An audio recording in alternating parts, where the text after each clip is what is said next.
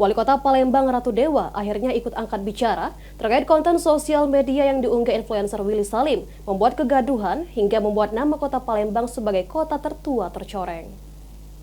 Masak rendang sapi 1 ekor. Setelah Willy Salim, salah satu influencer membuat kegaduhan hingga membuat nama Kota Palembang sebagai kota tertua tercoreng melalui salah satu konten sosial media. Ditemui pada Minggu 23 Maret 2025, Wali Kota Palembang Ratu Dewa akhirnya ikut angkat bicara dan menyayangkan hal tersebut.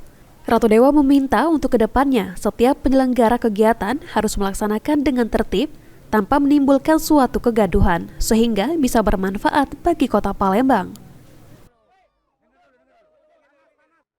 Mungkin seperti apa tanggapan kita Pak dari ya, kalau persoalan itu yang penting ya artinya setiap penyelenggara harus tertib, lancar, jangan menimbulkan sebuah kegaduhan sehingga benar-benar menjadi sesuatu yang bermanfaat buat warga Palembang.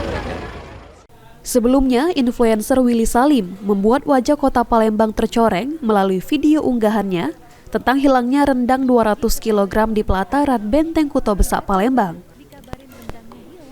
Sandi Pratama, PAL TV. Mereka terima apa adanya.